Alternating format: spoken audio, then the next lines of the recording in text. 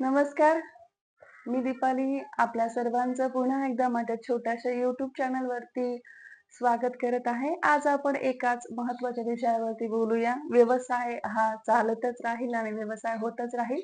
पण व्यवसायाच्या आधी बऱ्याच गोष्टी महत्त्वाच्या असतात आणि त्यातलीच महत्त्वाची पायरी म्हणजे आपले विचार आणि आपली विचारसरणी. तर नक्कीच. तुम्हाला पुस्तकाचं नाव वाचल्यावरती कळालंच असेल, की मला आज फक्त कोणत्या विषयावरती बोलायचं आहे. तर जसं पुस्तकाचं नाव आहे, की "the power of positive thinking." याचाच अर्थ आहे पॉझिटिव्ह विचारांवरती आणि पॉझिटिव्ह विचारांचा होणारा प्रभाव आपल्या आयुष्यावरचा. माझ्या आयुष्यामध्ये बरेच असे प्रसंग येऊन गेले, सुखाचे, दुःखाचे, ज्याच्यामुळे मला बऱ्याच वाईट आणि चांगल्या परिस्थितीला सामोरं जावं लागलं. आपल्यामध्ये एक म्हण असते जी म्हटली जाते, "सुख हे मुंगी एवढे आणि दुःख पर्वता एवढे." खरं तर दुःख आणि सुख हे एकसारखंच असतं, पण सुख इतकं पटकन निघून जातं आणि दुःख हे जातच नाही आणि ते जात असताना होणारी अ, जी घालमेल असते, जी परिस्थिती असते, ती माणसाला त्यातून लवकर उभार येऊ देत नाही. दुःख असू दे किंवा परीक्षा असू दे, त्यामुळे आपल्या मनावरती खोलवर परिणाम झालेला असतो. संकट प्रत्येक बाजूने येऊ शकतात आणि कोणत्याही प्रकारे येऊ शकतात. आर्थिक, शारीरिक किंवा मग मानसिक. पण या सगळ्यातून जर बाहेर निघायचं असेल, तर आपल्या हातामध्ये एकच शस्त्र असतं आणि ते म्हणजे आपले विचार. विचारांचा आपल्या मनावरच नाही, तर आपल्या आजूबाजूच्या परिसरावरती, आपल्या आयुष्यावरती प्रचंड हा प्रभाव पडत असतो. मी ह्या सगळ्या गोष्टींचा वेळोवेळी अनुभव घेतला आहे. म्हणूनच मी ही गोष्ट तुमच्यासोबत अतिशय आत्मविश्वासाने शेअर करते. एक व्हिडिओ आहे, एक पुस्तकही आहे त्यावरती. मी आवर्जून रेफर करते. जर तुम्हाला पुस्तकं वाचण्याचा कंटाळा असेल, तर तुम्ही द सिक्रेट ऑफ लाईफ नावाचं एक टायटल असलेलं YouTubeवरती 1 ते 1.5 तासांचा व्हिडिओ आहे. तो आवर्जून पहा आणि जर तुम्ही वाचनाचे अ, आवडते असाल, जर तुम्हाला छंद असेल वाचनाचा, तर सेम टायटल असलेलं पुस्तकही मार्केटमध्ये अवेलेबल आहे, द सिक्रेट ऑफ लाईफ. ह्या पुस्तकामुळे बऱ्याच अशा उकल माझ्यासमोर उघडल्या गेल्या आहेत, ज्याचा प्रभाव माझ्या एकंदरीत संपूर्ण आयुष्यावरती झाला आणि त्यातलाच एक छोटीशी गोष्ट मी तुमच्यासोबत शेअर करते. एकदा माझ्या आयुष्यामध्ये प्रचंड असे आर्थिक चढाओढ सुरू होती, ज्यातून बाहेर निघताना मला नाकी नऊ आले होते. मार्ग सापडत नव्हता. पण फक्त आणि फक्त मनामध्ये एकच गोष्ट मी सारखी घुमत होते, की यातूनही आपण बाहेर निघू, यातूनही आपल्याला मार्ग निघेलच आणि काहीतरी चांगलं होण्यासाठीच ही परिस्थिती आपल्यावरती ओढावलेली असेल, तर फक्त चांगलंच होईल, हा विचार मी सारखा मनामध्ये घोळत राहायचे आणि त्याच बाजूनी मी माझ्या चेहऱ्यावरचे हावभाव सुद्धा पॉझिटिव्ह ठेवायचे. वेळ लागला त्या परिस्थितीतून बाहेर निघायला, पण मी त्या परिस्थितीमधून व्यवस्थित बाहेर आले आणि याचा कुठे ना कुठे संदर्भ आणि संबंध ह्या माझ्या विचारांवरतीच आहे. कारण मार्ग माझ्यासमोर होता, पण मला तो त्या परिस्थितीमध्ये दिसत नव्हता, पुसट झाला होता. कारण मी दुःखामध्ये आणि त्या संकटाच्या अंधारामध्ये कोंडले गेलेले होते. पण फक्त आणि फक्त आशेची एक किरण म्हणजे माझ्या मनातील पॉझिटिव्ह विचार या आशेच्या किरणामध्ये मला ती छोटीशी आणि अस्पष्ट अशी बाहेर पडण्याची खिडकी मला मिळाली आणि मी त्या संकटातून बाहेर पडले. सांगण्याचं तात्पर्य हेच आहे, की मार्ग आपल्यासमोर हजार असतात, पण कधी-कधी आपण आपल्याच विचारांमध्ये एवढे जास्त गुंतलेलो असतो, की त्यातून बाहेर निघण्याचे रस्ते आपल्यासमोर असतानाही आपल्याला ते दिसत नाही. म्हणूनच प्रत्येक वेळेला आपल्या डोळ्यावरची ही जी काच आहे, ती साफ करत राहा आणि ती फक्त आपल्या विचारानेच साफ होत राहते.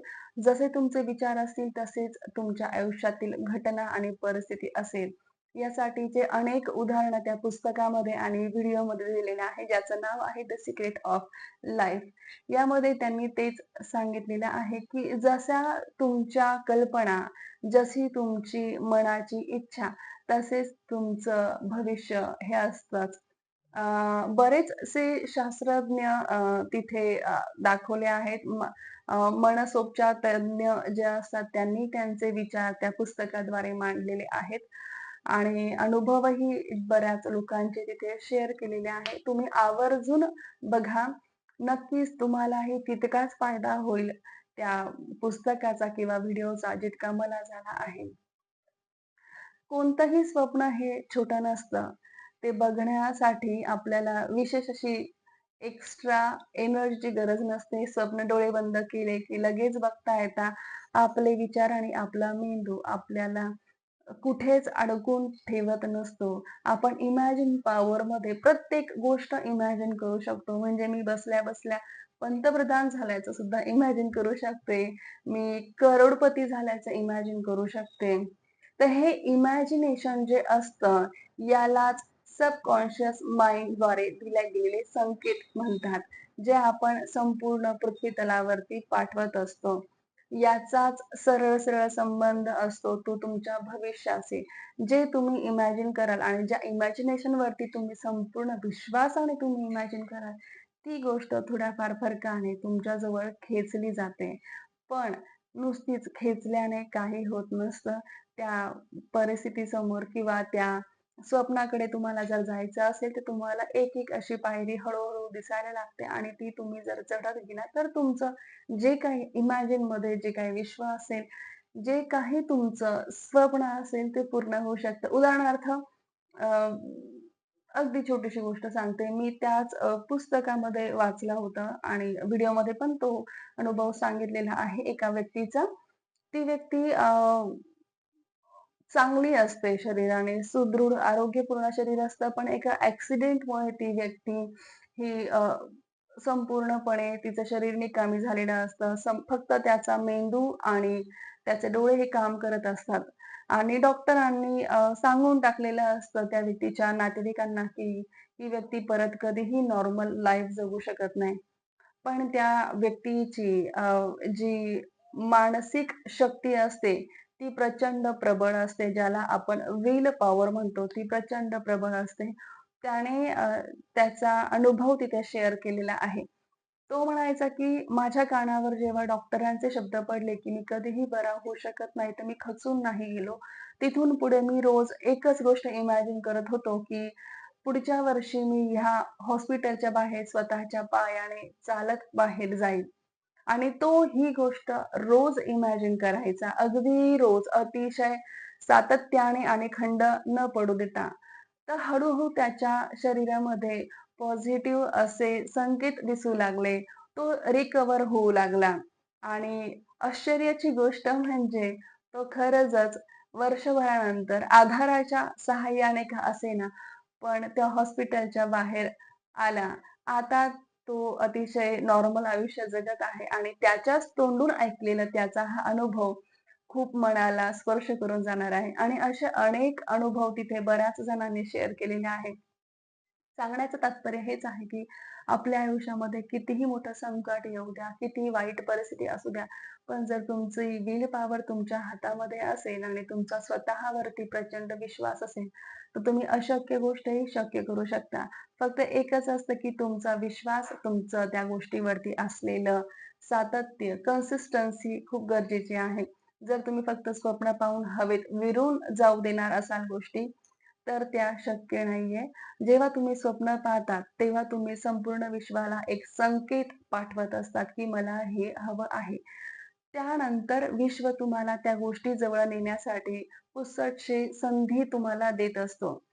आणि जेव्हा ती संधी आपल्यापर्यंत पोहोचते आणि आपण जर फक्त स्वप्नातच राहिलो, की नाही मला काय गरज आहे संधीची, मला काय गरज आहे कष्ट करण्याची, मला माहिती आहे मला भेटेलच, असं नसतं.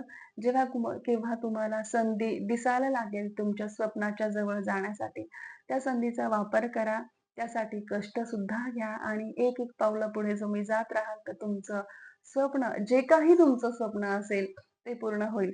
असाच एक अजून अनुभव आहे जो मला तुम्हाला सांगायचा. खूप सारे आहे, पण जे माझ्या मनावर छाप पाडून गेले ते छोटे अनुभव तुम्हाला सांगते.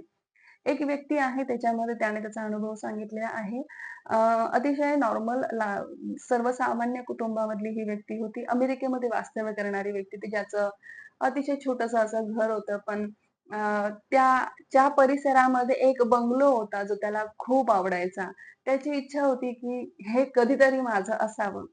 तर त्या व्यक्तीने त्या बंगलोचा फोटो काढून त्याच्या रूमच्या छताला चिटकवला आणि रोज सकाळी झोपून उठल्यावरती तो त्या बंगलोचा फोटो बघायचा आणि इमॅजिन करायचा, की मी त्या बंगल्यामध्ये स्वतः राहत आहे, वास्तव्य करत आहे.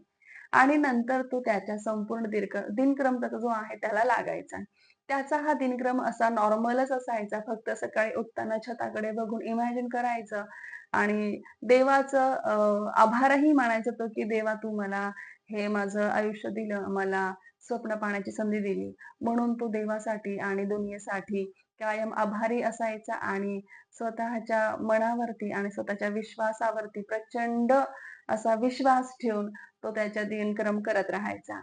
हळू-हळू त्याला एक-एक मार्ग मिळत गेला. त्याला नोकरीमधून व्यवसायामध्ये उतरण्याची संधी मिळाली. त्याने लगेचच त्या संधीचा फायदा घेतला. एका व्यवसायातून दुसऱ्या, दुसऱ्यातून तिसऱ्या, तिसऱ्यातून चौथा असा तो प्रवास करत-करत एक-एक पाऊल वरती गेला आणि त्यानंतर काही वर्षांनी अचानकपणे त्याने तेच घर विकत घेतलं, ज्याचं त्याने स्वप्न काही काळापूर्वी बघितलं होतं. तर मित्रांनो, अशा या अनेक अनुभवांचा संच त्या व्हिडिओ आणि पुस्तकामध्ये आहे. तुम्ही आवर्जून बघा आणि नक्कीच तुमचाही त्याच्यावरती आणि त्या पुस्तकाचा तुमच्यावरती प्रचंड प्रभाव पडेल, अशी आशा करते. तर please must watch or read The Secret of Life. Thank you.